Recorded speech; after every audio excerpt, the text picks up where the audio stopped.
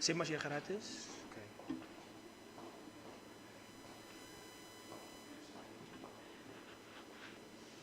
Before we start, you guys are the audience members.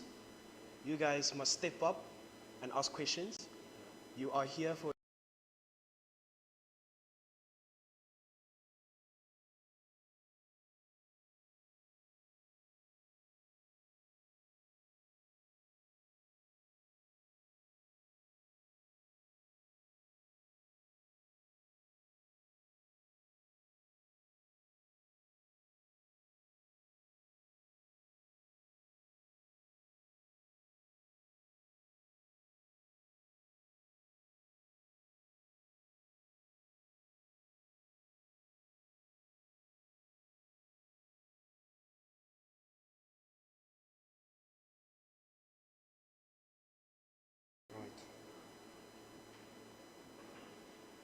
Corlieus, kan ek praat? Hello everyone, Dumelang botle, groetan almal. Thank you so much for joining us today. We have an absolutely jam-packed lineup for you guys. As you can see, we are live at Green Meadows Lifestyle Village, and it is an absolute honor to have you with us. Wow, as I'm looking at everyone right now, I see young faces, which is exactly what we need. Young people leading the fight against gender-based violence. I see interested people. I see knowledgeable people on the concept of gender-based violence. Thank you so much for joining us. And you at home, I hope you are ready for this show because it's about to get educating up in here. All right, so I want to start the program off with something that lies very close to me. People have been asking me, Atang, why did you start #Youbeforeme? Why did you do this and that? Well, I think everyone knows that you can't start something without something having started you. What I mean by that is, I had an experience myself in gender-based violence, saw a few things, and I decided okay, that's enough. This was, for those who don't know, this is exactly 1 year to #Youbeforeme's existence, which is why we chose this date today. So to everyone watching at home, my family, everyone who has supported me, my friends, I see you in the crowd, thank you so much. And I will get to you guys.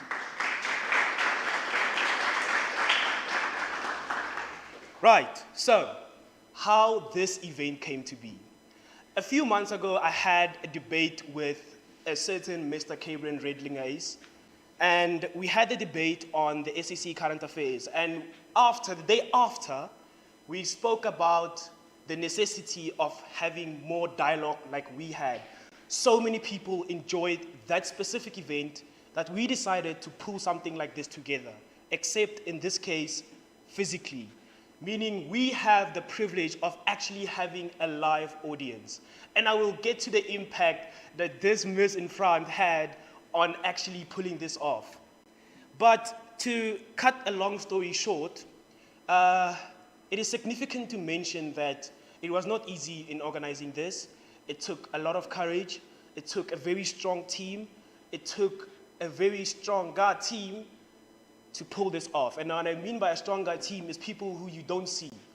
What you see on Instagram, on #Youbeforeme, and Tshiamo's initiative, which I'll get to now, is the front. That's the side that provides you with the full picture.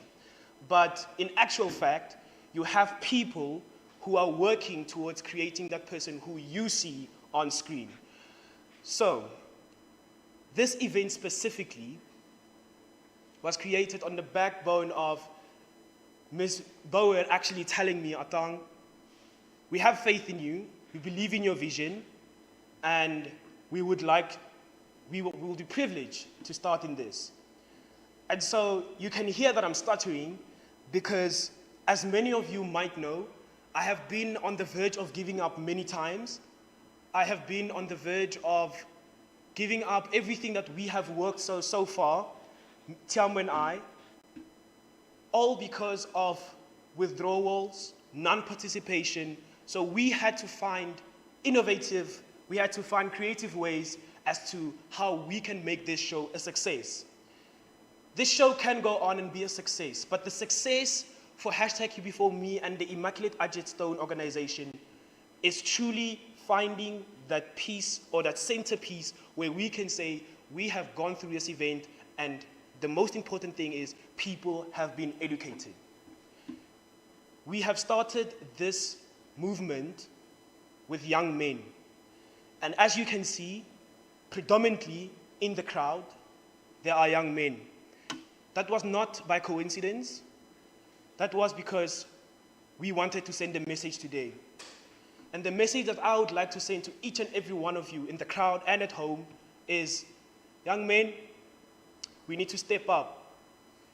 I have watched my mother almost dying at the hands of gender-based violence, which is why I'm here today. You don't want this to happen to your brother, your sister, your aunt, and whoever children they might be having. It's harsh because we only act when something strikes close. We only act when we feel like it's a necessity to. Well, today's event is trying to prove the one point. We need to act right now.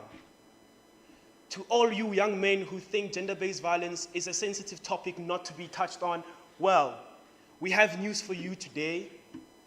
We hope you're watching this, and if you're watching this, this show will educate you on some things that are very important. Right, thank you so much.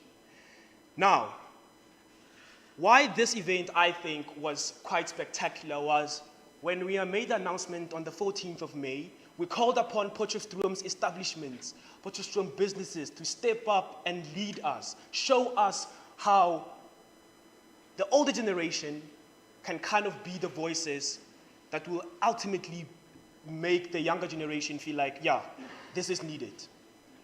And I'm going to read you a list of sponsors that we have which made this event happen, which provided more in terms of let's involve participation and the crowd. I want to start off by saying thank you to Snowflake Venue. I want to say thank you to Impala Potchefstroom. I want to say thank you to D&E Decorations. I want to say thank you to the Agricoffees. And while I'm at that, I realized something very spectacular today, which was I asked a young man to help me pick up chairs for this event, and without no hesitation, he doesn't have a bakkie, but without no hesitation, he went out of his way to make sure that the chairs you are sitting on today have been brought to Green Meadows Lifestyle Village. It has been an absolute privilege to see how much people care. And for us, what was the most important was making you guys realize how much your voices matter. We did that in two ways. One, when we made the announcement of this event, we made sure that you are included into every single thing, from the topic, to the speakers, to you actually voicing out your opinion on who needs to be here. The participation at which this event has seen, if I can put it like that, is absolutely amazing, phenomenal. This is a benchmark that we must not ever take lightly. Do not underestimate the significance of you sitting here and you watching at home. Now, before I go to the specifics of today, I would like to mention that we have, like I said, tried as much as possible to involve the public at large into this event. And with the topic, there was an open question to you guys released via Google Form, way before the announcement was made, as to what you think needs to be addressed on the concept of gender-based violence. From there, Mr. Geldenhuys and I went back and we literally processed 57 responses of Google Forms. After that, we went and we narrowed it down to 4 topics, which was posted on our Instagram page, and you had the opportunity to vote on the topic you want to be discussed today. We announced the topic a few days ago, and it has been accepted with huge reception. I thank you very much for your support once again. Now, Marketing this event was obviously very, very hard indeed because we had to be consistent. So I would like to say thank you to the following people. Potchefstroom Herald, 3 Streams Media, and Pouka. Thank you so much for the work that you've been doing, Mr. Pinar. Thank you so much, Ms. Khanti, for me having the privilege to be able to share a studio with you. It has been absolutely magnificent and a beautiful process and procedure indeed. Right, now, I'm not alone. I don't come alone. I didn't organize this alone. We are associating with the Immaculate Agate Stone organization, which is led by Ms. Tshiamo Moletsane, one absolute beaut, an absolute stalwart in the fight against gender-based violence. For those of you who don't know, she is a gender-based violence survivor. And it has been an absolute privilege to work with her because we started on literally a speaker event. And then from then on, we said to each other, let this never stop. This was on the 27th of February. And did this stop? No, which is why we are here today. Unfortunately, Ms. Moletsane could not be here, but I have her words on screen right now, which I would like to read to you guys. I'm quoting Ms. Tshiamo Moletsane. It has been an honor to work alongside #Youbeforeme organization. It has been a dark time in my life since the death of my grandmother. This event wouldn't be happening if it wasn't for Atang and his team taking over and making this crucial event happen. To our supporters, you guys have been blessings, and I appreciate the consistency you have given us since I started the Immaculate Agate Stone organization. I love you, and I hope you will learn a thing or two from this event. Have fun and stay safe. Tshiamo Moletsane. I think for the sake of acknowledging the work she does behind the scenes, we can please give her a round of applause.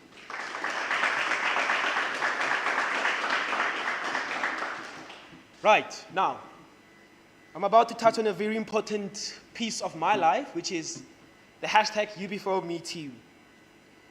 I don't know if you ever realized how much I crack under pressure, how much I stress, but I have a team, and I mean a team in capital letters. And I would just like to, it's not easy being or running an initiative, and I realized that this year, when it started to grow and I actually started to have a team behind me. So, Ms. Mbali Mjwara, you behind the camera, you who is behind the #Youbeforeme initiative's Instagram account, I say thank you. Ms. Mohlala, the sponsors that I just read now was a result of this woman's hard work and passion. Ms. Elrissa Taljaard, I know you can't be here today, but the amount of endurance you've shown towards me when I felt like this was the end has carried me through, and I appreciate that. To my friends, Mbali, Tolagele, you guys are absolutely amazing. To all my friends who are not mentioning right now, keep on the good work. The sharing on the Instagram stories is just as important as the event we're having today, because I only have 730 followers. And if we have more people sharing the content on their Instagrams, just imagine the capacity or the amount of people we'll be able to reach. Keep sharing. Keep educating. You are not stupid for doing so. You are thinking about the future. You're thinking about future generations. You're thinking about your children, your children's children. So to you guys, I say thank you. Now, yeah, I'm done with the #Youbeforeme team, guys. Thank you very much. I think you guys can give them a round of applause. I mean, what a team.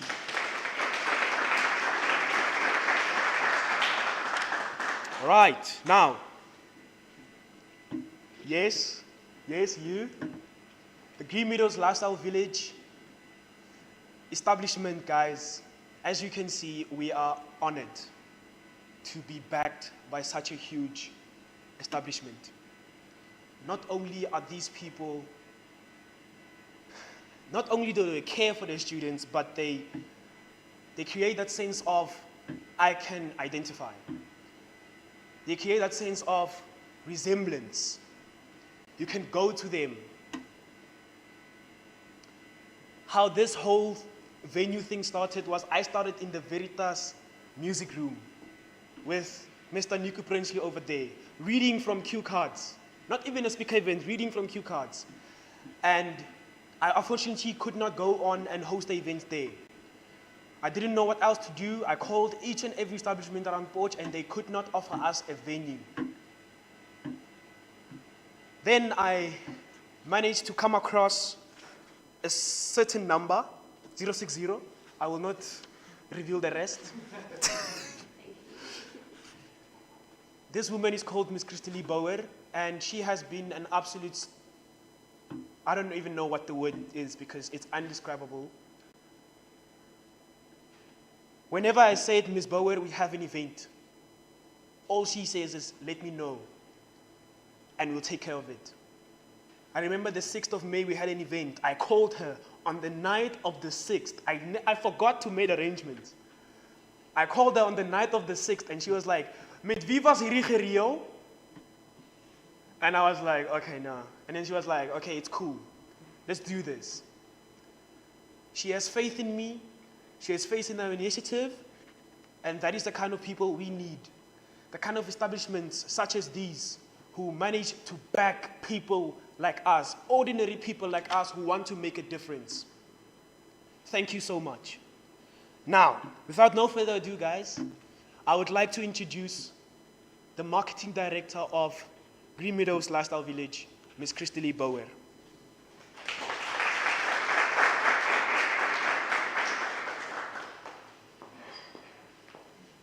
Okay, hi guys. I apologize for this. I have had a very long day organizing all of these things, and I do have a bit of a throat situation going on. It's not COVID, I was tested. Okay, so I would just like to welcome all of you here. It's great to see so many people I've never seen here before. It's great to see people who have been here before. When Atang asked me to speak tonight, he did so, I think, yesterday. But like he said, I have so much faith in him. I have so much faith in this initiative. I have so much support and love and strong feelings, I don't even know how to describe it, in my heart for this initiative, that we make it happen. And one of the things I kept saying to him is, with events like this, there's always going to be something that doesn't happen. There's always going to be someone who doesn't show up. There's always going to be, God forbid, a light that blows. But we move forward and we move on. And I think it's so important with initiatives like this, is that we keep the mentality, we move forward. So first of all, I would just like to thank my staff and the staff that aren't here and my co-workers. I'm so grateful for you guys. We carried those heavy tables out today. I'm going to feel like a noodle tomorrow. But I'd like to thank you guys, because as much as my faith in an organization like this matters, it's you guys that make it happen. So just a round of applause for all the people.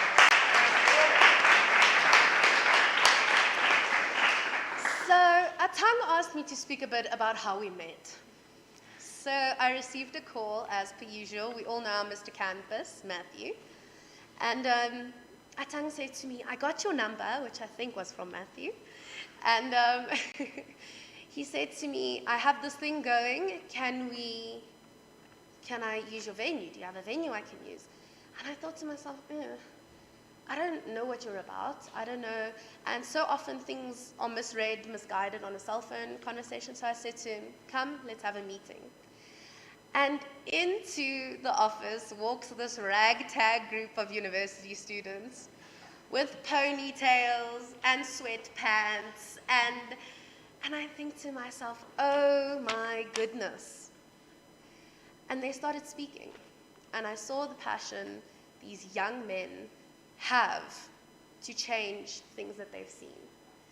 And I have goosies now, because it's amazing to see a passion in someone these days, because so many people just live to live another day. And especially with conversations like this, it's uncomfortable. It is, I think, most of us here know of someone, especially guys. We've all had a friend at a braai that's made a little joke, right? And it's uncomfortable. It's uncomfortable to speak out against them. No, but why is this funny? Why is violence funny? Why is harassment and abuse, why is it funny? Why are we still making these jokes at the expense of trauma? So for me, this immediately spoke to my heart. It immediately spoke to the position I was in to help them. So just a little bit about Green Meadows. The whole idea of Green Meadows was started over a glass of wine. And Atang mentioned to me, and I think Cabrin also mentioned to me, that Youbeforeme also had some wine involved somewhere and a debate. And I think the most amazing ideas come from a glass of wine between friends. So it's amazing to work with you guys. It's amazing to collaborate with you. Us at Green Meadows really have a passion for our tenants. We go above and beyond to make sure that our tenants are safe. We are a complex where you can, as a girl, walk home at 3 o'clock in the morning from block 18 to block 3. Block 18 is there, and block 3 is at the entrance gate. And you don't have to feel harassed. You don't have to feel underdressed. You don't have to feel that this is not a safe space. And I think that is very important for us. I spoke to one of our previous tenants tonight as well. And it's evident that as much as we try, we can all do better. As long as we realize that we can do better. You don't go into a situation with the mentality, we are the best, we are the safest.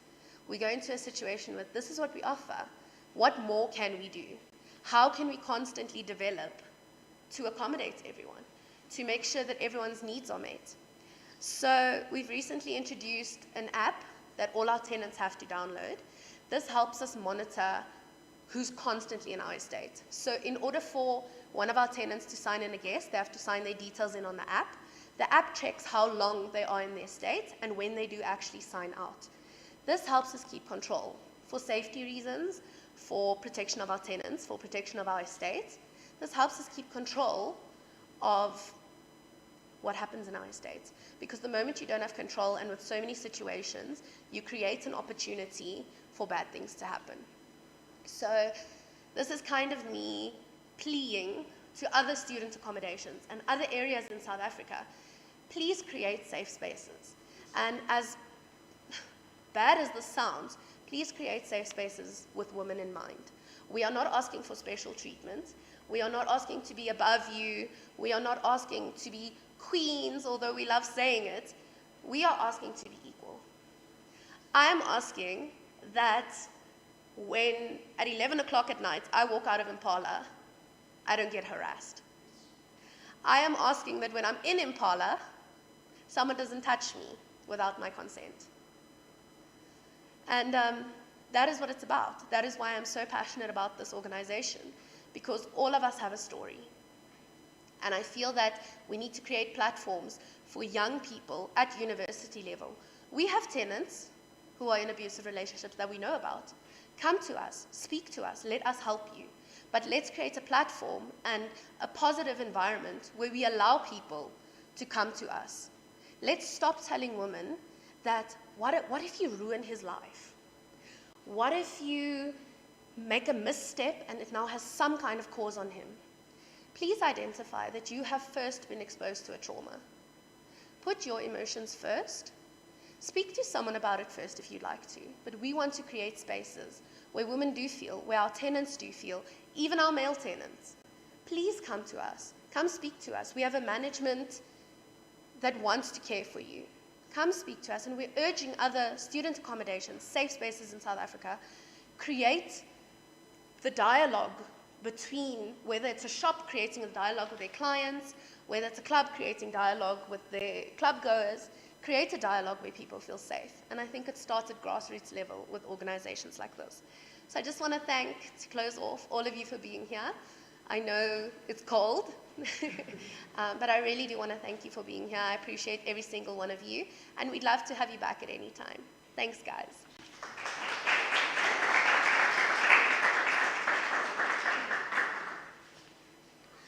Thank you so much, Ms. Bouwer, for that absolutely wonderful piece of words. I hope everyone will take that into consideration. This is a woman speaking her heart.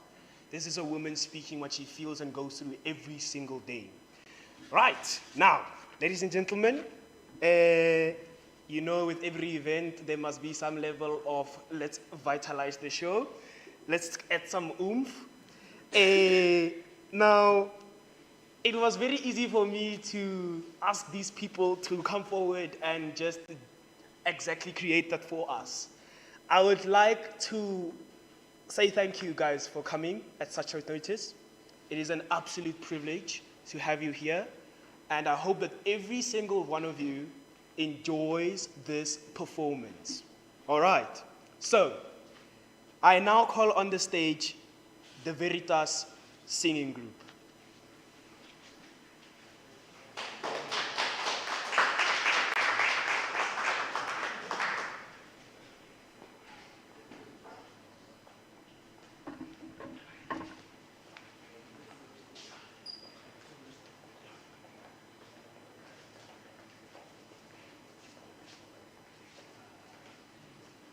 So just from our side, thank you very much, Atang, for this opportunity.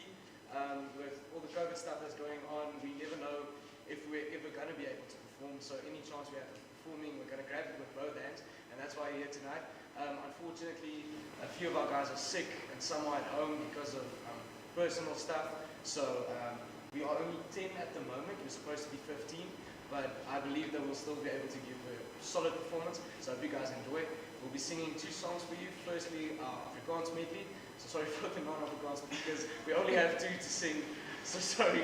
And then our second one is our musical medley. Okay, so I hope you guys enjoy. Thanks.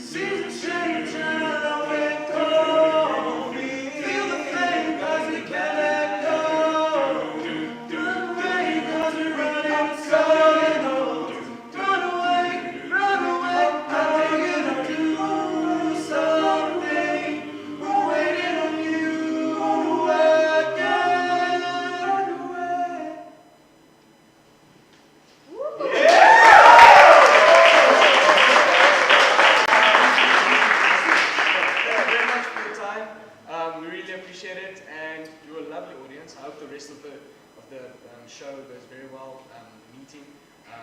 Hopefully we'll get a few minds to change and a few people to listen. So thank you very much.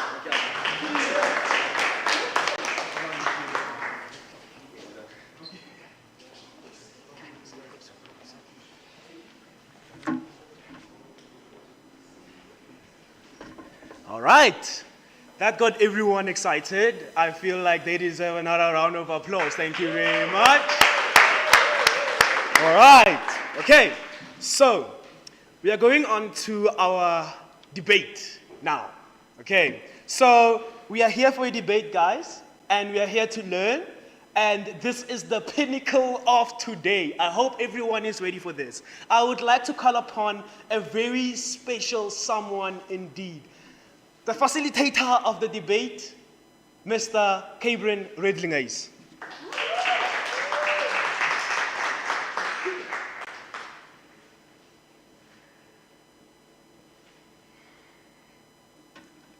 Thank you so much, Atang, for having me. It's an absolute pleasure to be here. I've never been more proud in my life to present a debate than I am tonight. This is something that is so topical. This is something that affects so many lives, and I feel like we need to have more conversations, normalize these conversations in our minds, so that when the time comes, we're ready to do something. I'm going to explain to you how the debate is more or less going to look, and then I'm going to introduce our speakers for the evening. It's very simple. There will be two sides of 3 speakers each. One side will be discussing the topic that women should lead the fight against gender-based violence. And the other side, that men should stand up more against the plague that is gender-based violence. Both of which are very important conversations to have. 2 sides of the same coin, if you will. And I hope that the conversations tonight will open some minds and change some lives. Every single speaker is going to have a 5-minute monologue, if you will. They're going to present their speech, they're going to present their arguments to you, the audience. Then a speaker from the opposing team will do the same, vice versa, until we're done with all our speakers. Then each team will have an opportunity to ask the opposing team a question, which they must answer. Then we open the floor to you. You will raise your hand and ask a question, directed at any one of the speakers or at any one of the benches, and they will answer your question to the best of their ability. Most importantly, not to forget that you at home also have the opportunity to ask questions. Put them in the live chat, and when we get to the questions later in the evening, I will ask questions to be read to the speakers. That being said, I would like to invite my speakers to come forward. Round of applause, if you please.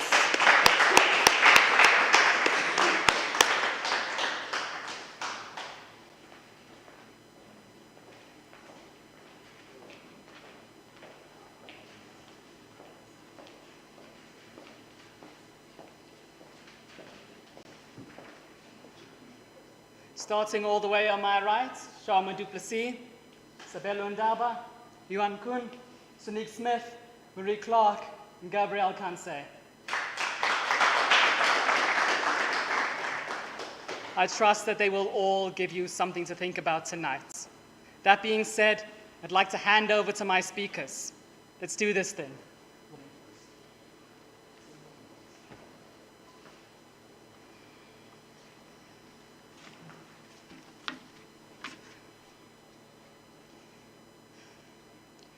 Hello everyone, my name is Sonique Smith and I will be opening our discussion today.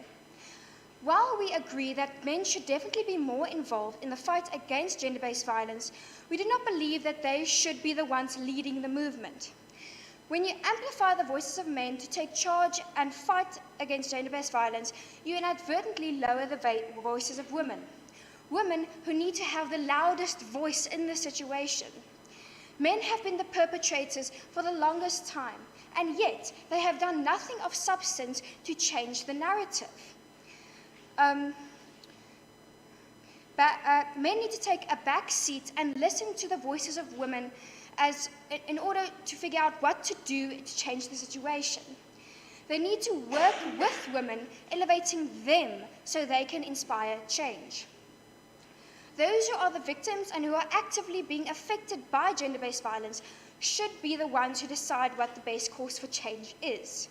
Yes, men need to get more involved, but that does not mean that they need to lead this fight. You can still be active in a movement without feeling the need to take over. Women cannot be expected to take a back seat when they are actively being targeted and killed. Letting women lead the change and giving them a platform to create the change they so desperately need. If you do not actively listen to the victims, you cannot effectively fix the problem. When you elevate women to be the face of a movement, you are already starting to fight gender inequality, which is something that is being hindered by gender-based violence. Speak to any woman and she'll tell you what lengths she has to go to in order to make herself feel safe. Pepper spray, sharing her location with friends, not going out alone at night. These are just a few examples of what women need to do in order to make themselves feel safe and live their daily lives. Why should women be expected to have a passive role in something that affects them on the daily? Who better to have insight in solving a problem than those who have experienced it? They know the signs of gender-based violence. They know what it does to a woman's mental as well as her physical health. Those who are affected by these issues should be the ones who have the biggest say in stopping them. Women have been successfully running support groups for other women who have experienced gender-based violence for years now. In the short amount of time that women have had the ability to create change and make an impact on this issue, they have shown how powerful they could be. Organizing protests and starting up support groups like the Warrior Project, which aims to give women the ability and the resources to get themselves out of their abusive situations. Clearly, the contributions that women have made to this movement in the short time that they have been able to has spurred on big change already, as can be seen by President Cyril Ramaphosa declaring femicide a national crisis back in 2019. Don't get me wrong though, this is definitely not a problem that should be solved solely by women, definitely by women. Just because men might not need to be the face of the movement or lead the charge of the movement doesn't mean that they cannot get involved.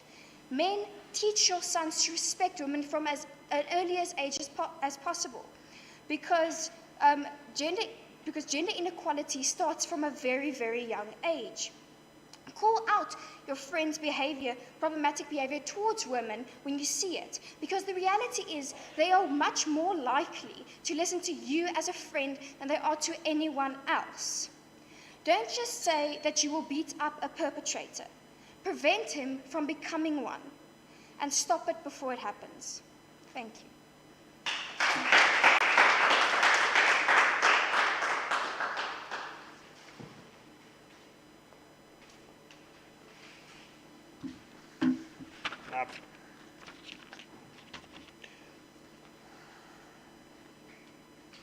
Good evening, ladies and gentlemen. We have gathered here tonight to discuss the injustice of gender-based violence. Truthfully, this is an issue that both men and women need to address. Women, because they are the primary victims, have a vested interest in solving this issue. However, men have an important responsibility in addressing this issue, as they are the primary perpetrators. They have a vital role to play here. This role is that of protector. Male natural strength and aggression can only be properly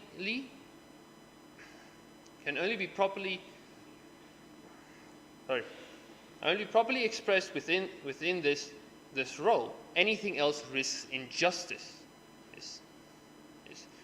A virtue, ultimately, it is a character problem. A virtuous man is just as likely to oppose gender-based violence than a unvirtuous man is to committing it. However, in our modern times, the acquisition of these virtues have been hindered by a general loss of masculinity. The first loss is that of the traditional gender roles of protector, provider, and father. Now, these roles have been lost due to changes in our society. Women coming to the workplace, our safer society, and the praise single motherhood receives. Now, I'm not saying that these things are in and of themselves negative. I do not believe that they are. However, the loss of these roles have been fueling male rage since the late 20th century, according to Laureen Snyder, which arguably contributes to gender-based violence. Secondly, the idea of toxic masculinity attacks the natural aggression and enjoyment of violence that men experience. Additionally, some forms of it also attacks the self-discipline and rationality that has recently been associated with masculinity. Without these elements, men are less able to control their urges, including their aggressive urges, which contributes to gender-based violence. Additionally, a similar suppression of male violence has occurred during the Victorian era Britain, which, according to Jatosh, fueled the colonial expansion. Thus, a general suppression of male violence may do more harm than good. I'm sure I painted a rather dreary picture. However, there is still hope there. Local crime rates and this problem of gender-based violence ensure the necessity of some of these traditional gender roles, such as the protector. This is the only way that men can positively express their natural instincts. Sorry, I apologize. My notes. Sorry.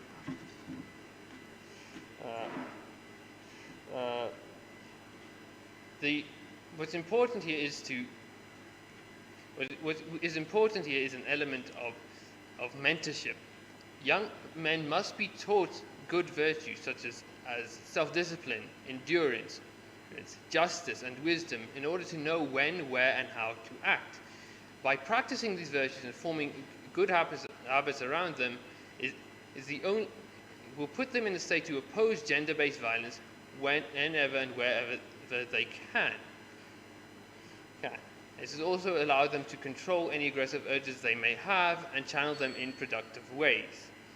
In conclusion, while men are in an extreme risk of committing gender-based violence, they are also in a unique position to oppose it. Due to their instincts and mentality, they are uniquely qualified to perform the role of protector and protect the women around them from violence and harm. We merely need to awaken some of the old instincts and put them to good use.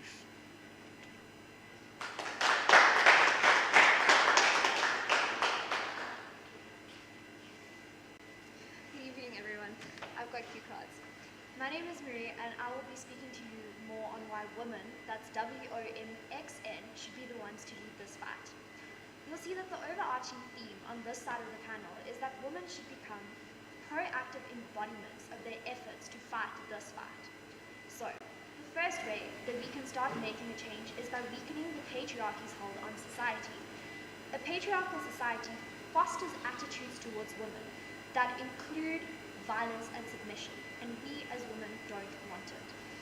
We want men to be content to support us and let us fix our own problems, and we can get this message across by not further supporting and encouraging the patriarchy. We as women are the most competent people to lead the gender-based violence fight. This is typically our struggle, and our perspective is the most valid as we are able to draw from personal experience, as heartbreaking as that is. Those affected need to rise to the occasion and be the ones to speak up on these issues. Men need to be content to let us take charge, and under no circumstances should this become a who gets to start the rebellion type of situation. By rejecting the patriarchy and the narrative of forced submission, we aim to promote gender equality and independence when it comes to choosing which cultural and societal roles we as women choose to fulfill. Obviously, we aren't suggesting a matriarchy. That'll just be flipping the gender roles the other way. And, as revenge isn't an option, we'll settle for gender equality. This leads me to my second point, changing the narrative. Women should lead the fight to set good examples for the children, and little girls especially. And we need to do away with countless centuries worth of princesses in towers captured by wicked men, yet needing a knight in shining armor to save them. Changing the narrative is not easy, but it is necessary. The current predicament, or status quo, has luckily seen an uptrend of visibility of women in the workplace.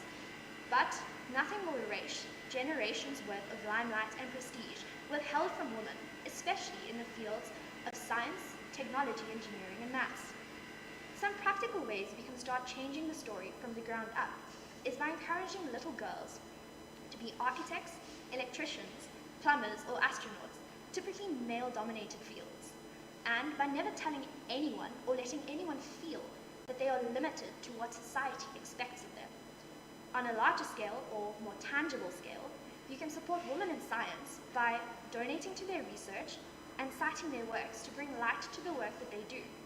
Sure, it's a little bit more effort, but publicity is the fastest way to remove the stigma surrounding the quality of work that women do. So, this leads me to my final argument. Time to give credit where it's due.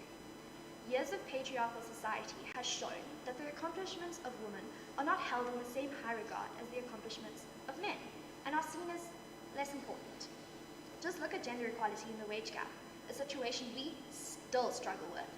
Even the gender-based violence movement has somewhat neglected to pay homage to those who started the fight in the first place. To a large extent, the attention that the gender-based violence movement has garnered has come from grassroots women's movements and feminist organizations. So women's groups have played an integral part in creating awareness and support networks. And frankly, it'll be a bit of a slap in the face to those who walked and cleared the path that we currently walk on if men swooped in to take over the course of a movement started by women. So, the idea that women understand women and our situations better, like every one of three women better, and because we are able to communicate with each other, is a crucial part as to why women specifically should lead this fight. Existing services in the world are not always catered to women, and so we have decided to do things for ourselves. So, in no shape, way, or form do we want to diminish the effort of male supporters, but women need to take point on this one. So, in conclusion, women need to stand up and lead the fight on gender-based violence with full support from our male friends, families, and peers. Thank you.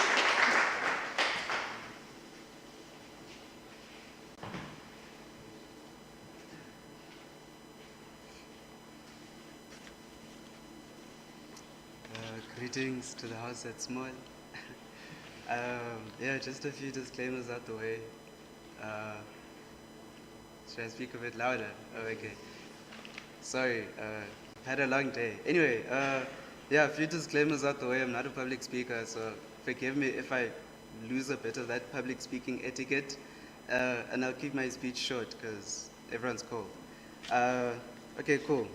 So at what point does like a seed turn into a plant, and like at what point does like a plant turn into a tree, and like at what point does like a tree start producing fruits? I think we've all come to a place where we're all asking ourselves the same question, like at what point will like men actually come to the party and take a stand against this thing, right? So I'll be tackling this problem at like two fronts, right? So firstly, what can men do with like within our personal spaces? And then like secondly, what we can do at like a more institutional level in like solving this issue, right? So now let me start with like the personal basis, right? So there's this saying that's like, you are either a protector or a breadwinner, right? It's one of those two. If you're not any of those two things, then you are nothing as a man, right? So this is how men are victims of toxic masculinity and patriarchal norms, where your identity is literally limited and defined by this false dichotomy. Right? So if you aren't a breadwinner and a provider, then you are nothing, right?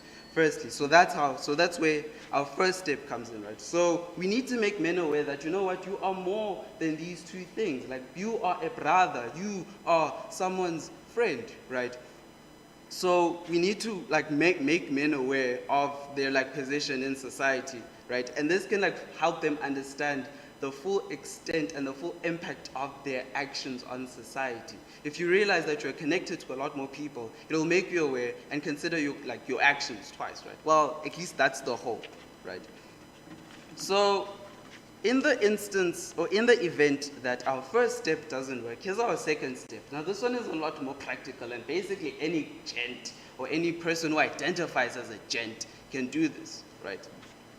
So we need to have healthy dialogue between masculinities, right? And this sounds like a big and scary word, but it really isn't, right? It's something as simple as picking up the phone and calling your brother and be like, hey, Joe, what does consent look like to you? And you talk about that. Or the next week you call, like, for instance, your non-binary male friend, and you call them and you talk to them and you say, hey, dude, how do you solve conflicts within your relationships? What do you do? Okay, this is what I do. You stimulate that type of dialogue, and that's how we can facilitate. That's how we can facilitate growth and allow for men to act a lot more responsible, And then thirdly, right, lastly, if you see something, say something. It's that simple, right? 1 in 4 men are perpetrators, right? So now what that means, if you're not a perpetrator per se, chances are you know someone that is, right? So you need to speak up, right? So these are the 3 things that we can do at a more grassroots level, right? And it's pretty simple. You can do it, right? You can even do it when you leave tonight. Anyway, so now what do we need to do at a state or national level, right? So now this is where it gets a bit more wishy-washy, but I'm going to say it anyway, right?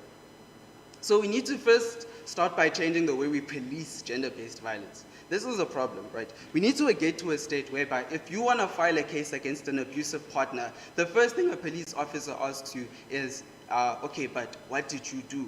We need to get to a point whereby our policing is a lot better. We need to get to a point whereby we can police gender-based violence a lot more better, right? And this obviously needs to come from the government. We need a legal and police system that actively protects victims of abuse, right? And you don't have this shit that's going on where your perpetrator gets released on bail and you're still in fear of hey, what if this person's gonna come after me, right? So that's the first thing we need to do, right? On a more national level, right? So now what's the next thing, right? So the next thing leads to, the next thing supports the whole idea of saying, how do we stop future cases of this happening, right? How do we stop this from happening in the future, right? Everything I've told you right now has just been a band-aid, right? It doesn't really fix the problem. So how do we fix the problem, right? So we need government to invest in low-income areas, right? There's this funny correlation between high rates of gender-based violence and high rates of poverty, right? So we obviously need the government to invest in low-income areas, build better schools, right? And not just build better schools, but then ultimately improve the quality of education that people get, right?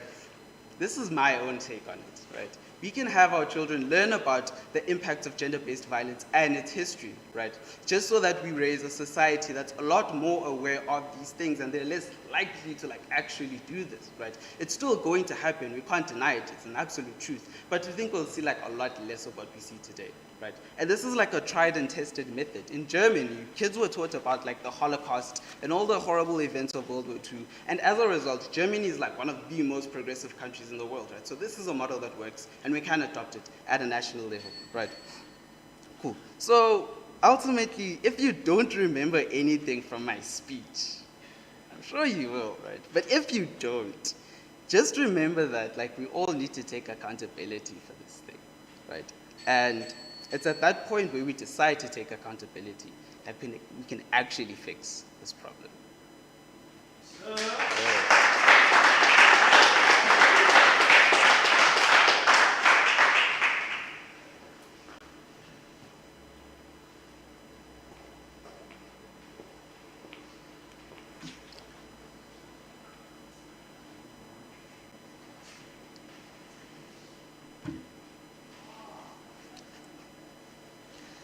Ladies and gentlemen, my name is Gabrielle Kansay, and I will go forward in support of the idea that it is women who should in fact be at the forefront of the fight against gender-based violence. My first point is as follows. Women as mothers, sisters, grandmas, and aunties can lead the fight by educating the children in their lives. It is very important that the patriarchal ideas imposed and eventually internalized by women are abolished and reformed. the idea that one must not rock the boat, to think about the future of the person who did not think about you as they were abusing you, to let it go, only for it to go on and on and on. A lot of people, especially in South Africa, are raised by maternal figures who play the role of the key figure in their lives. They can teach young children to have the courage to stand up against abuse, to say no, to resist, instead of burying it deep down and living with the shame of ever having it happened. These women in their lives, in these young children's lives, can teach young boys that if you are raped, do not sit by and feel ashamed because you, as a growing man, let it happen to you. Do not, as a woman, sit down instead of filing a restraining order because of the effect it might have on this man's life. He did not mean it. He did not know what he was doing. No. No matter how hard it is, no matter how many trips it might take to the police station, get it done. Do it, because someone else sees you and hears your message. These children can grow to have the courage it takes not only to speak up for themselves, but for the injustices others face because of how they were raised. Because this is what we did in my household. This is how we were taught. My next point. Women need safe spaces spawned from the resilience and courage of those who have gone through the same. Since the rate of gender-based violence against women is disproportionately high in South Africa, it is only right that women affected by gender-based violence hear the message of resistance from other women, especially other women affected by this, who have the same experience. Women who know how it feels, women who know what they are talking about because they have lived through the experience. Women who stand as proof that you do not need to die a victim, you do not need to die in silence. There is life beyond abuse. Women who don't know how to trust men anymore need a safe community within other women. For example, in Kenya, there is a surf sanctuary founded by a survivor of gender-based violence, where other women who are trying to escape this gender-based violence are welcome, who are welcome to focus on something, anything else, to find passion, meaning within something like surfing that they were told that they were not good enough to do, because women just don't get into the water. In a different part of Africa, there is a village, which I unfortunately cannot remember the name of right now, with a female chief. Now, women who have escaped abusive homes may come here with their children to be in the community of other women who have faced the same, and they thrive knowing that they are safe and far away from any men who might be willing to do whatever it is that has caused them to come here in the first place. As Marie has pointed out, in my third point, we need more women in STEM to level the disparity in pay and representation, because of course little girls need to see that they can grow up to become a CEO, because they do know that they can grow up to become a hairdresser. But that does not imply that the level of respect you get should be based on what you choose to do for a living. From respect, we can cement the notion of consent, the notion of taking a no as a no. This respect should come from the mere fact that you are a human being with human rights that deserve to be respected. Not the maybe that people understand no to be. Fighting against gender-based violence starts with seeing both men and women as human beings with human rights instead of members of society who have to live out gender stereotypes. And I hope you at least took home some of what I said. Thank you.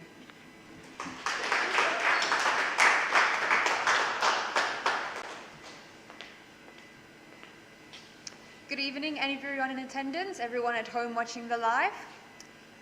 This wasn't originally part of my speech because it happened to me this afternoon. I am dressed like this for this event tonight, and I had to go to the OK to buy some milk because I ran out of milk. And I can admit I look good, but that is not an invitation for harassment like the old man who blew me a suggestive kiss in the parking lot seemed to think. Tonight I'm going to be talking about why men should be more active in the fight against gender-based violence and how they can do so. I would like to preface the speech by saying it will contain a lot of graphic language, upsetting statistics and anecdotes, and if you are sensitive to this, please mind your triggers. I do not want anyone to have a trauma response. I'm completely serious, but I understand the joke, laughing. Okay, a while ago, one of my friends did a little social experiment. He walked around town asking men and women if they have been witnesses to gender-based violence or sexual assault or harassment. The shocking thing about this experiment of his, out of the 20 men and 20 women he asked, more men said that they have noticed sexual assault, harassment, or gender-based violence than women. My first question was why? Why do more men notice this in women? The answer shocked me even more. Women don't notice it because they're either actively being victimized or they're trying to prevent themselves from being the victims, so they don't notice other women becoming victims. Men notice it because it's often people they know perpetrating the crime. The reason, oh sorry, wait, hold on. And if that's the case, I wonder why gender-based violence is still prevalent. If men notice things happen, why aren't they stepping up? Why aren't they stopping people? The reason is that they either don't know that what they are witnessing constitutes as gender-based violence, sexual assault, or harassment, or because it's someone they know and they don't believe that person is capable of doing such a thing. I know him. I've known him all my life. He would never do that. Here's a newsflash. Your friends can lie to you. Innocent until proven guilty is just a legal defense that is active in court. And it pertains to not being persecuted by the public or by the court until you are proven guilty. It does not apply to holding your friends accountable. And if you think that your friend would never do something like that, there's a 98% chance they actually have. Why do I say 98%? Because out of all rape and sexual assault accusations that have been made, only about 2% have been proven false. That's right, only 2% of accusations of rape and sexual assault are false. 98% of these accusations are actually true. Recently, the shocking statistic has been released that 97% of women in the UK have experienced rape or sexual assault in their lifetime. In the US, 1 in 5 women, but 1 in 71 men are victims to violence or sexual assault. And the majority of perpetrators in these cases are men on both sides. Clearly, sexual assault and harassment and abuse is a gendered issue. The numbers don't lie. In South Africa, over 12,000 people were raped between October and December 2020. Less than 1 in 10 rape cases actually receive a guilty verdict in South Africa. Not because they're innocent, but because there's a forensic backlog, and that often means that evidence doesn't get processed in time for the court case and it gets dismissed. Based on the previous statistics I mentioned of the 12,000 people, around 133 people are raped in a day. And as the other speaker mentioned, the president has declared femicide a national emergency. You're probably wondering what all these anecdotes and statistics have to do with this conversation. The answer is everything. They clearly indicate that gender-based violence is a major issue, and that men are aware of the issue, but that they aren't doing anything, because they're refusing to hold the people in their lives accountable. Women have been fighting against gender-based violence probably for millennia, but the current power structure promotes the protection of gender-based violence because men are in charge and they're not doing anything to change it. Men simply have to join the fight if we want it to be successful. How can men help though? Don't immediately dismiss victims because you know the perpetrator, he would never do that. Like I said earlier, only about 2% of actual accusations are false. It's likely that he did it. If you see your friend touching a woman inappropriately, making sexual comments about a woman, spiking a woman's drink, getting her drunk to be compliant, call him out. Report him to the police. Do something and hold him accountable. If your friend makes a rape joke, tell them it's not okay. Because if they can joke about it, they don't think it's a serious issue. And if they don't think it's a serious issue, they have no problem committing it. And don't be the not all men guy. We know it's not all men. We are fully aware it's not all men. We never said it was all men. And you making that comment tells us that you care more about you possibly being seen as an abuser than about women's lived realities and their safety. By that logic, if you get bitten by a dog, people can tell you not all dogs. In conclusion, there is so much more men can do to fight against gender-based violence. You can donate to charities, you can join protests, you can lobby for legislation to protect women. But men cannot continue standing by, speaking over women and not believing women if we are to solve this issue. Thank you for your time.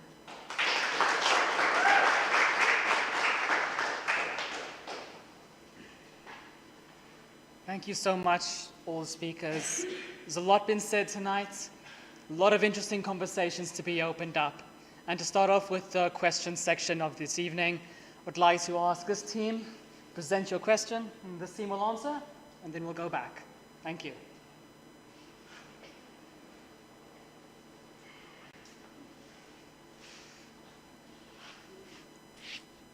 Throughout the evening, I've noticed a general trend within your speeches that, generally speaking, because women have been experienced victimization, that means that they ought to lead. However, I do not see a necessary link between the fact that they were victimized, that therefore they ought to be the face of this. Now, it is good that they make efforts, but why do they need to leave? I do not see how that follows. Could one of you explain that for me, please?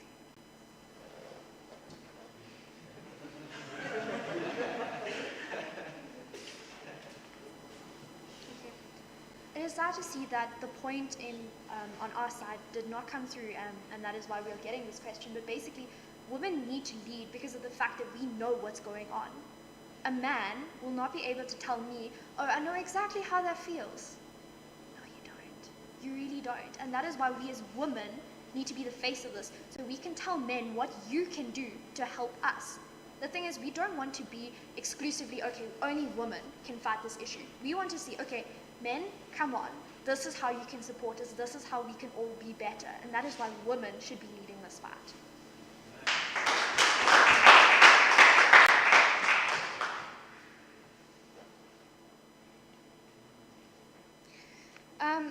Our question for the side is that how big of an impact do you think that the patriarchy has on gender-based violence, and how do you think we should go to dismantle it?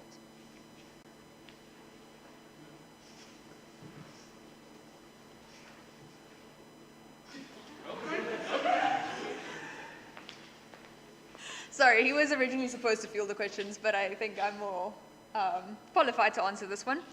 The patriarchy obviously has a very big impact on gender-based violence. As I said in my speech, the current power system, the patriarchal power system, helps to uphold gender-based violence, as it allows men to not have to hold other men accountable. And that is exactly why men should be more prevalent in this fight against gender-based violence.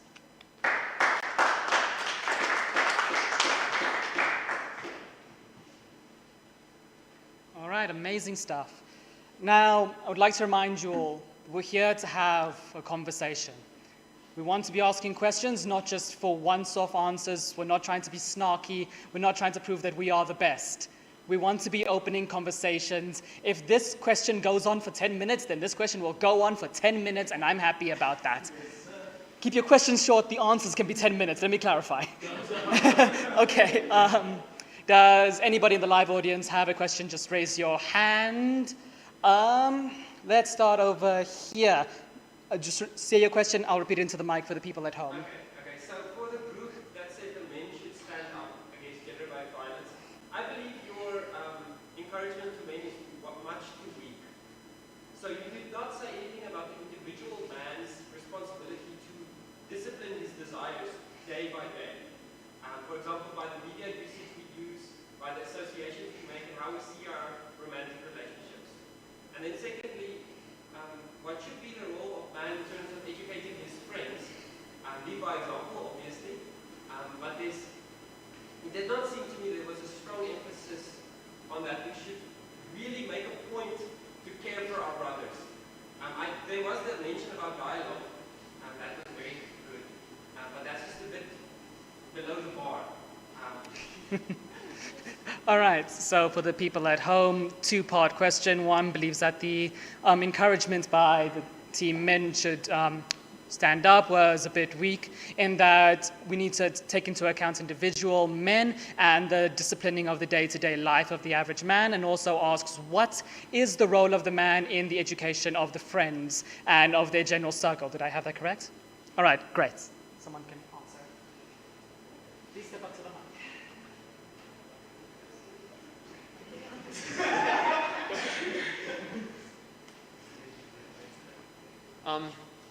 You are completely correct. This problem goes deeper than merely calling out the instance of gender-based violence. ultimately, like I mentioned in my speech, it's a character problem. It goes further back. It's about disciplining your mind, disciplining your urges, disciplining your habits. It's about building good habits before the instances of gender-based violence. In terms of friends, it would be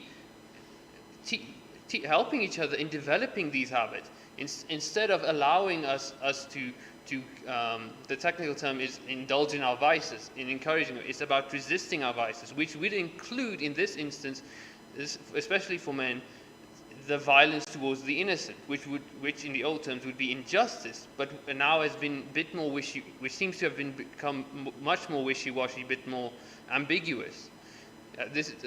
These are important things that we unfortunately did not get to in detail.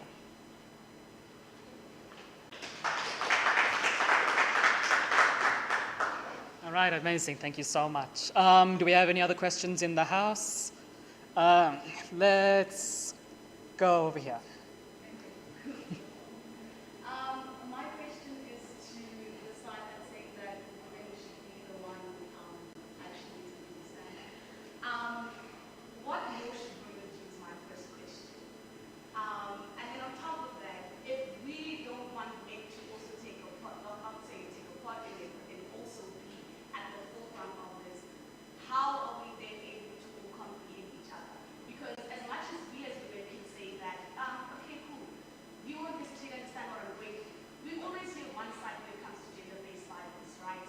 From the women's side, how they hurt you.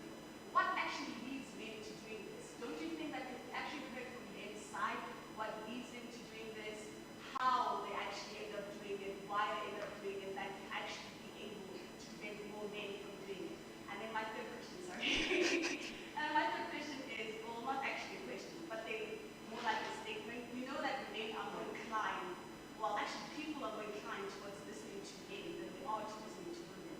So if it's constantly women talking, I do feel like men do end up feeling attacked, which is why they always think that we're saying it's all men who do this, when that's not necessarily what we're saying. So shouldn't men be also saying something? All right, 3 questions for the women's side. Firstly, correct me if I misrepresent you. What more should women be doing? Secondly, shouldn't we be hearing more men's voices because the conversation is a little bit one-sided? We're not really hearing what men have to say, mostly just what women have to say in regards to gender-based violence. And then thirdly, if men's voices are the most prominently heard in society, shouldn't we let them speak more on the matter? All right.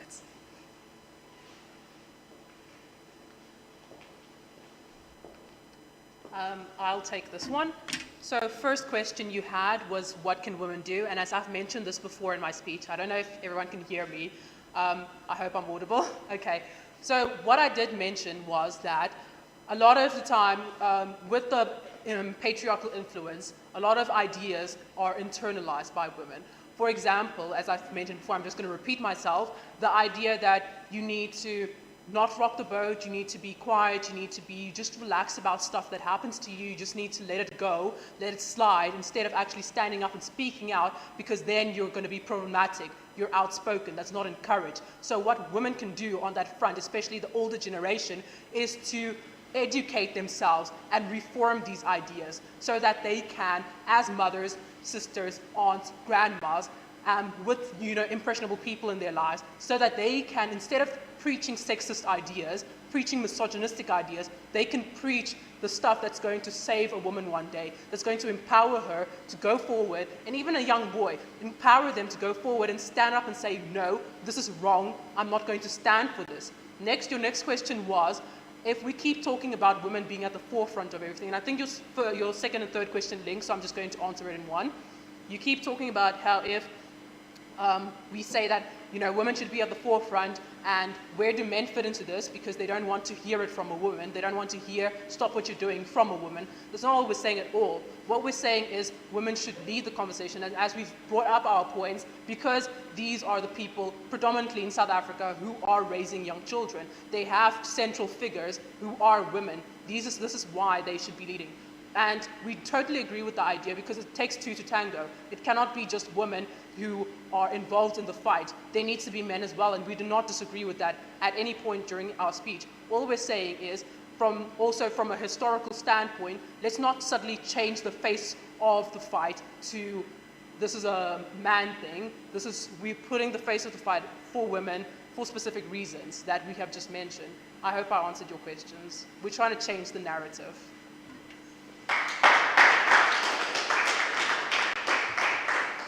All right, thank you. I think we'll take one more question from the House and then we'll switch to online. Christely. I have some things I'd like to say. So, first off, I think what you said about changing the narrative is so important in this setting. Because, like he mentioned, men have desires. I have news for you guys. We all have desires. Why can we control ours? And that is something we need to teach our sons. That is something we need to teach young boys, university boys. Because, yes, I've also wanted to shake a man in the middle of an argument. Have I done it? No. Yes, females are sexual beings. Wow! These are things we need to speak about. Females need to own up to their power. The difference is, why do men react? It is not that they have desires. It is not that they have feelings we don't have. And perhaps this has been kind of supported by the patriarchy. Men are expected to be strong beings, to not speak about things where we're encouraged. We're actually always called over-emotional. But maybe it's time for men to get a little over-emotional. Maybe that'll help control those desires or those urges. And I think that is the narrative we need to change. Okay, and then I can actually have a question. I understand it's a debate. You guys are kind of, I don't know if you picked sides or if you were given sides. But after having listened to what the House has said, what the other groups have said, to both groups, do you personally have any arguments for the other side? Would you, say for example, would you maybe say, yes, men should be as a personal side and not as a debate standpoint? And would some of you maybe say, women do need to stand up in order to more strongly change the narrative? All right, so the question then would be, do any of the speakers have any arguments, hold any personal opinions or beliefs that would in fact support the other side? And if they do, I would like to invite them forward to do the speaking.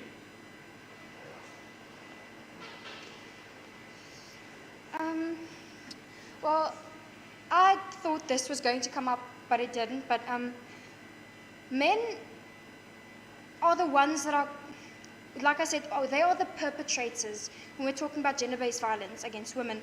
And so why should it fall on the women to fix the situation that men are causing? They should be the ones who are fixing the situation. So if I were to argue for the other side, I would definitely bring that up, that the burden should not be on the victim. It should be on the perpetrator. And it should be up to the perpetrator to fix themselves and fix society so that this doesn't happen to the victim anymore.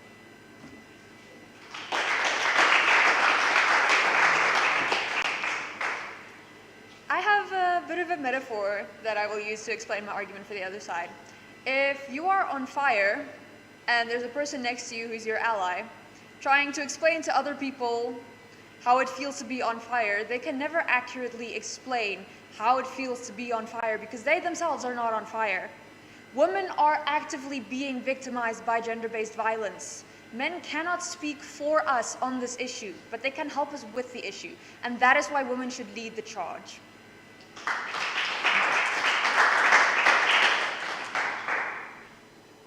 All right, amazing. Let's switch over to some online questions. All right, I will read them out for you. One at a time, please. Sorry? One at a time. Yes, one at a time, but could you please just do it simultaneously? I'll read them all to you. It's not a lot, but then yeah, we'll read them simultaneously. The first question is from Ms. who is asking, how big of a role do you think the patriarchy plays in GBV, and how do you think we should go about dismantling it? First question. To whom was that directed? Sorry? To whom was that directed? No particular person.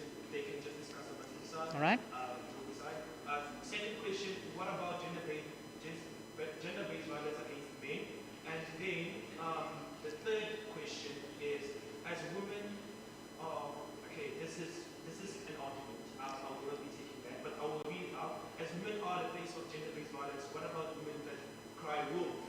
women who falsely accuse their partners of gender-based violence out of spite? And then the last question is, do you think that it will be beneficial to bring back the death sentence to try to be able to reduce the stats of gender-based violence? Answer that. Okay. Question 3, if they're all dead, can they commit gender-based violence? In all seriousness, and one of the questions would be, do we think that we should bring back the death penalty in order to lower the stats of gender-based violence? Then also, what is the role of the patriarchy in gender-based violence? And I've forgotten the middle question, I'm sorry. As women are the face of gender-based violence, what about the women who cry wolf? Women who falsely accuse their partners of gender-based violence out of spite. All right, and what about the women who cry wolf, who accuse their partners falsely of gender-based violence out of spite? I will let the speakers decide who wants to take which question.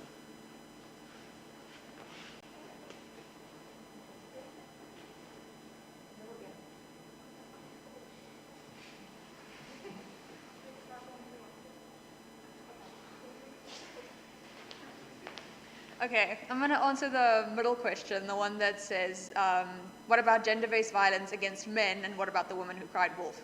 As I said in my speech, only 2% of all accusations of rape, sexual harassment, and violence is proven false.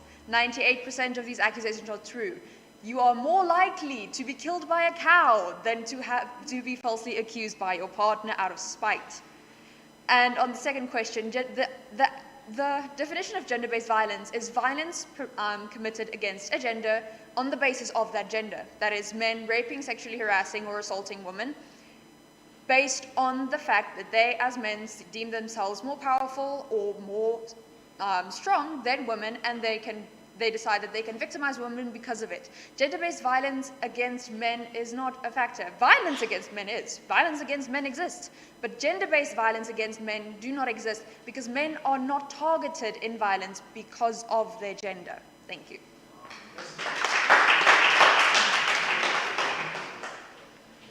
Okay, I'll be answering the question about the death penalty. So the problem with that is the amount of legislature that you need in order to get that approved in our country currently will be sapping valuable resources that you can instead funnel into helping this. So it makes no logical sense to bring in a death penalty for gender-based violence if you can't even, have the normal sentencing work.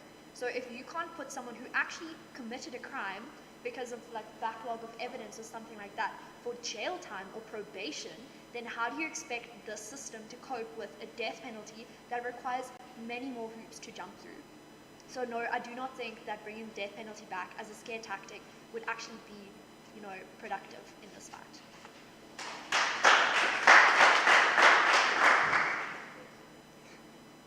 As a secondary answer to the question about the death penalty, we all, due to our view of the value of human life as inherently valuable, we consider it immoral to execute someone, even if they are serial killers and extreme murderers in this country. How would it be just to bring back the death penalty for this comparatively lesser crime? Right. That's not to say that there's not injustice here, but the death penalty would not be an appropriate punishment for this crime. Therefore, we cannot bring the death penalty back specifically for gender-based violence.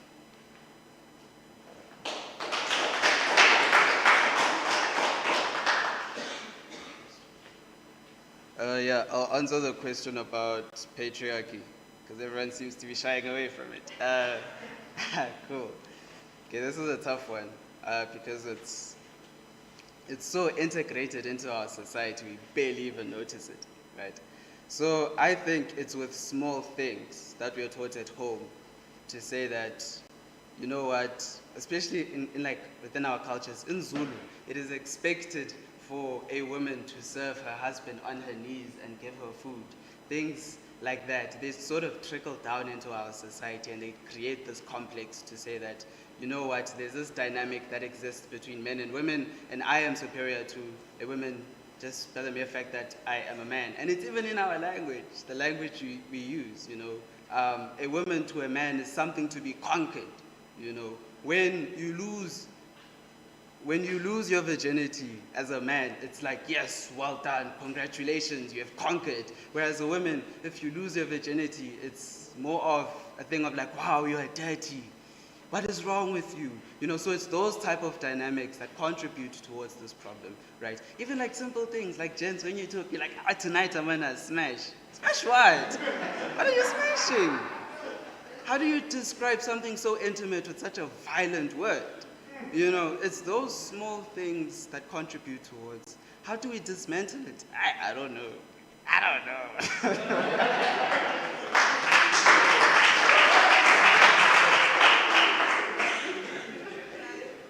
All right.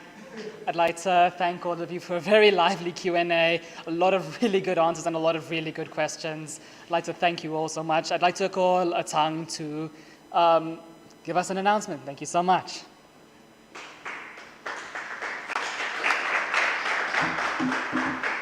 Thank you so much to our speakers. I believe there's one more question. Yes, sir. So this is actually for both parties. I just want to know, at the moment, as we speak, the police ministry has submitted a proposal to basically no longer allow you to legally obtain a firearm or a firearm license for self-defense. So it will be illegal to own a firearm on the basis of self-defense. Now I know a lot of South Africans have, not allowed themselves to fall victim of gender-based violence or any type of violence for that matter. So I just want to know what's your opinion on this, on the amendment of the legislation with regards to owning a firearm for self-defense. All right. You didn't direct that at anyone particular, right? Both parties. Yeah, you can choose amongst yourselves, and then, yeah, thank you. Sorry. The question at hand was how exactly you feel about the possession of firearm in this country. Thank you.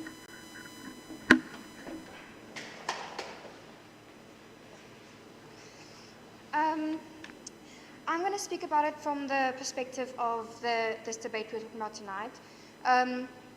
If you have to have a firearm for defense, that means there's a big lacking in your country's,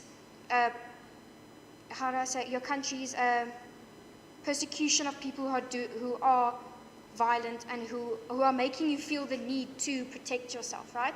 So in the case of gender-based violence, for someone to feel, like for a woman to feel that she needs to have a firearm in order to feel safe and protect herself, that's just kind of counterproductive in a sense, because that puts the burden on the victim once again instead of putting it on the perpetrator. You are expected to make yourself feel safe by getting a gun license, by getting a gun to protect yourself, instead of telling the perpetrator, don't do it, you know. And so it's really like that, because you can't continue to put the blame and put the responsibility of protection on the victim instead of putting the responsibility on the perpetrator.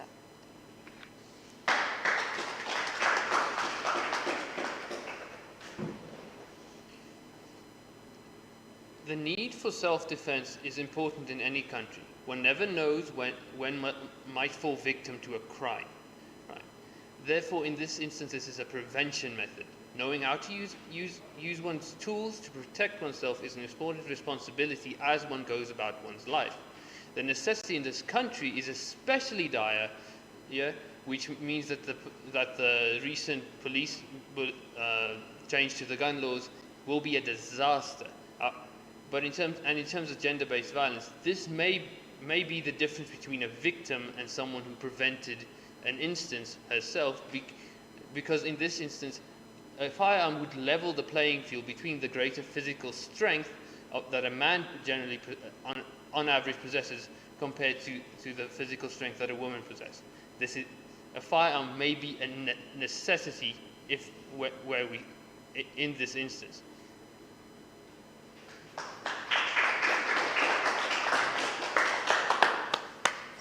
All right, I believe we have one more question from Ms. Khansi.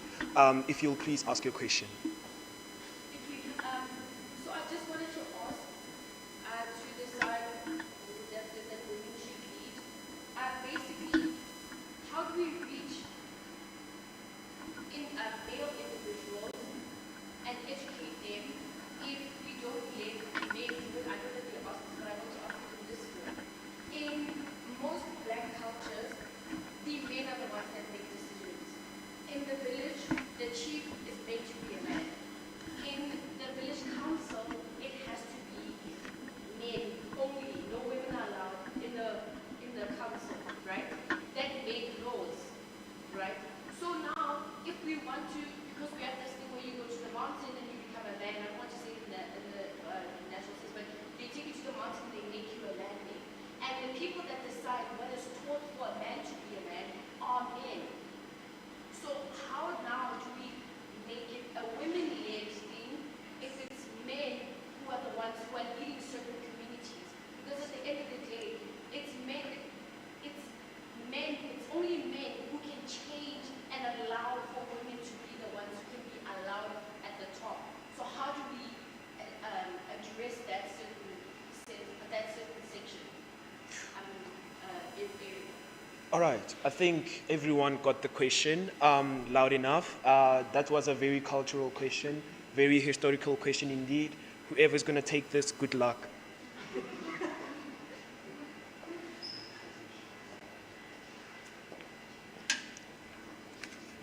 Okay, I'm going to try and answer this as best as I can. I am in no way denying every factor that you've listed. That is all valid. But I think that there is a bigger picture that we must look at. So first of all, I think what we're trying to focus on is the idea that these children, yes, as you say, they live in a certain area, they live in a village, it's run by a man, they go through initiation, and they are taught certain ways how to be a man. Yes, that is all true. But these are the same children that go to school somewhere. And if they're lucky enough, what we are trying to do as in this debate, we're trying to implement this idea that at school they are taught about gender-based violence, they are educated on this. And remember, it is not just within the community, that is not the be-all and end-all of a child.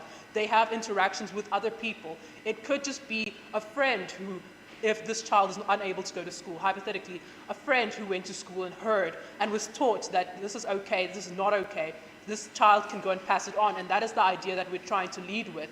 And then secondly, we are trying to bring up a generation, because remember, these super old men and women who have these patriarchal ideas of what it is to be a man and what it is to be a woman, they're not going to be around forever.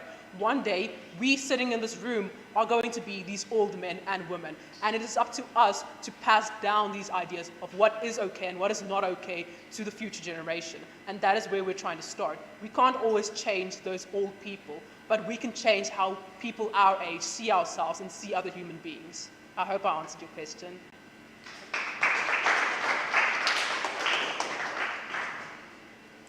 Okay, I see that Ms. Khansi is not satisfied. Ms. Khansi, please come and take the mic and speak. He's really putting me on the spot here. Okay. I'm really sorry. I'm not even supposed to be taking sides. I'm part of the media. But basically what I'm trying to say here is that I understand what you're talking about, but there's certain individuals who never leave the village. Do you understand what I mean? And there's certain individuals who will never come into contact with us because they want to conserve their community. They want to conserve the type of institution that they're having and the type of theoretical establishments that they have. So I feel like as much as, yes, we do try to speak it and we say that it must be led by women, women don't have a voice at all in that side. As you said, women have to come, do not speak unless they're spoken to. Women, like he said, have to serve their husbands on their knees. Women, I know in my culture, it's not just Zulu culture, I know in my culture, I have to serve my father first before I serve any other individual in the household. And if there are visitors in the house and we're cooking or whatever, and I have to dish up. I have to serve my father, then I have to serve all the men, and then I serve the women. At my house particularly, I serve my father with a tray, but I serve my mom without a tray. I serve my dad with a fork and knife, but I serve my mom with just a fork. Do you understand what I mean? I know what it means, and I know that it's not okay and it's not viable, but what about the people that now, flow it down? Do you get what I mean? Yeah. Like, they'll never come out of that situation. How do we speak to them? I know that I'm educated, and I know that I'm going to tell my child, and I'm going to tell my husband, look, I'm not going to serve you on my knees. We're equal now. But what about those people that will never get the opportunity? You said something about schools, right? And they're going to be in contact with people in schools. Some people just never go to school and they stay there. How do we,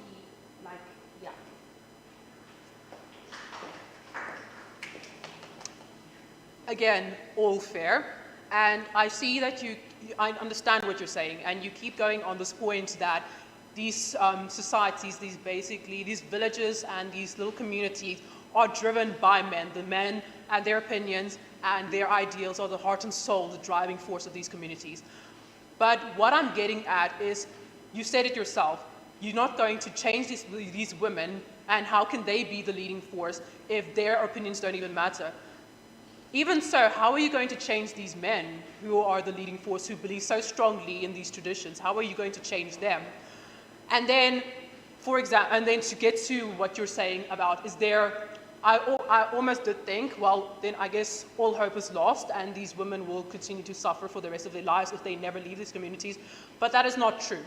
For example, in India, now I'm pretty sure that most of you understand that in a big part of the Middle Eastern communities, getting married as a woman is crucial, it's paramount, it's the purpose of your life. To some women, some little girls are really taught that this is the whole point of you growing up, is to get married. You will come home from school one day and there will be people in your front yard because you are getting married and you don't even know it.